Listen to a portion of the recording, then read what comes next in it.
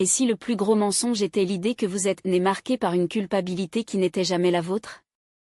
Et si Jésus n'était pas venu vous sauver de vos péchés, mais pour éveiller la divinité endormie dans vos propres cellules? Vous n'étiez pas créé pour s'agenouiller devant lui, mais pour devenir ce qu'il était déjà. Cette vérité, cependant, a été enterrée pendant 2 millénaires sous des couches de dogmes. Ce n'est pas un sermon. Il s'agit d'un message siffé, un appel qui résonne au-delà des mots. Restez ici, car lorsque ce moment sera terminé, votre vision de Jésus et de vous ne sera plus jamais la même. Vous êtes né dans un récit déformé. Pas une histoire de grandeur, mais de culpabilité. Un péché original que vous n'avez jamais commis. Une dette qui n'a jamais contracté. Dès la première fois que vous avez entendu parler de Jésus, on m'a dit qu'il était mort à cause de vous, parce que quelque chose en vous était mal, corrompu. Mais arrêtez maintenant. Prenez une profonde inspiration. Sentir le poids dans la poitrine. Ce n'est pas honte. C'est le sort à s'effondrer. Le péché original n'a jamais été la théologie. C'était une arme psychologique, une phrase qui résonnait pendant des siècles, vous êtes brisé. Et seul le sang d'un autre pourrait le racheter. Cette histoire est devenue un charme qui a réécrit l'esprit occidental, qui a coupé son lien avec l'héritage divin se cachant dans ses os. Mais voici la révélation qui lui a refusé, Jésus n'a jamais dit que vous étiez un pécheur. Je n'ai jamais demandé d'adoration. Il est venu se refléter. Votre vrai message n'était pas « Je suis mort pour vous », mais « Je me suis réveillé pour que vous puissiez ». Vous n'êtes pas arrivé ici par hasard. Ce n'est pas là pour croire aveuglément. C'est là pour se souvenir.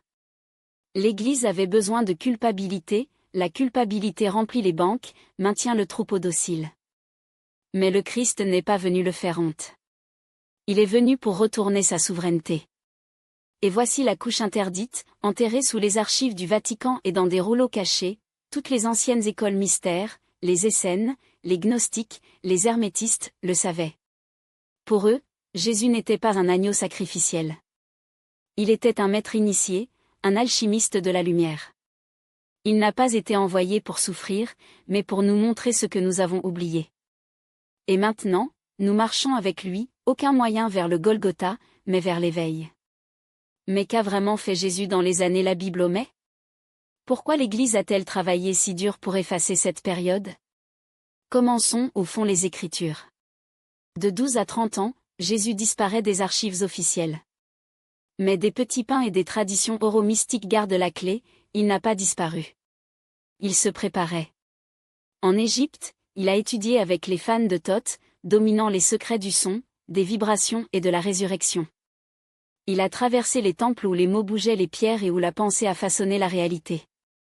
En Inde, elle a pratiqué le pranayama, travail avec la respiration et la transfiguration intérieure. Ce n'était pas en vacances. Je traversais des initiations. Et si Jésus ne voyageait pas pour prêcher, mais pour se rappeler qui il était? À son retour en Judée, il n'était plus un homme ordinaire. Il était devenu un pont entre la matière et l'esprit, entre chair et lumière. Bientôt, je révélerai le symbole secret sur la croix qui active votre corps de lumière. C'est pourquoi ces paroles avaient le pouvoir, non pas parce qu'il est né divin, mais parce qu'il se souvenait du code. Vous n'êtes pas ici par hasard. Ce n'est pas seulement regarder une vidéo. C'est déchiffrer une carte. La croix n'était pas seulement un instrument de torture. C'était un rituel alchimique chargé de symboles cosmiques. Golgotha, le lieu du crâne, la colonne vertébrale, le bâton sacré, le point où le temps trouve l'éternité. Jésus ne mourait pas. J'activais quelque chose. Ils ont placé des épines sur leur tête, mais les mystiques y ont vu l'allumage de la glande pinéale. Ils se sont croisés, mais ésotériquement, c'était l'ouverture de canaux légers. Fermez les yeux. Sentez la colonne de votre propre colonne vertébrale. Cette croix existe déjà en vous. Quand il a dit « il est consommé », il ne se rendait pas.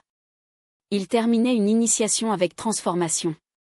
Chaque étape de sa passion reflétait le grand travail alchimique, calcination, dissolution, séparation, conjonction, fermentation, dessinition, distillation, enfin, coagulation.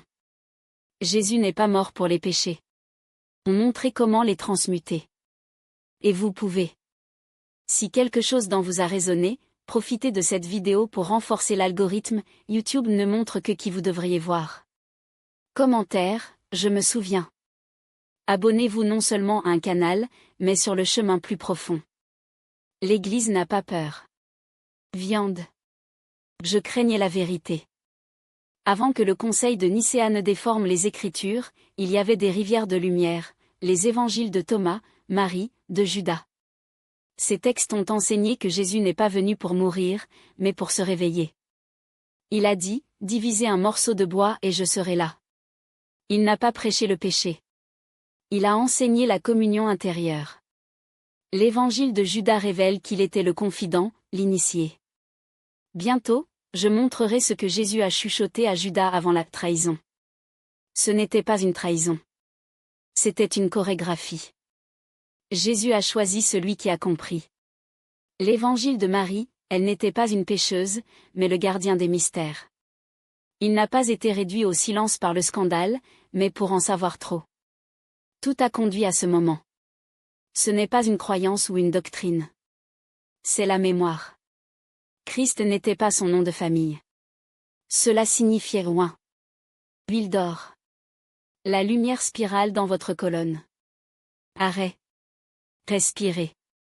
Sentez des picotements dans le corps. Ce n'est pas l'émotion. C'est l'activation. Quand il a dit « vous ferez des choses encore plus grandes », il ne se vantait pas. Je te commençais. Le Christ n'est pas une personne. C'est une fréquence. Et vous êtes déjà en phase. Votre croix n'est pas une punition. C'est un portail. Vos blessures ne sont pas une source de honte. Ce sont des passages. La seconde venue n'est pas un homme qui descend du ciel. C'est un réveil collectif, et vous en faites partie. Jésus n'est pas mort pour le sauver. Il s'est levé pour lui rappeler, vous n'êtes pas là pour souffrir. C'est ici pour renaître. Il n'a jamais été appelé à l'adorer, mais à se souvenir, à travers lui, qui vous êtes vraiment. C'est le retour du vrai Christ, pas un homme sur la croix, mais une lumière qui ne peut pas être éteinte. Une lumière qui afflue maintenant en vous.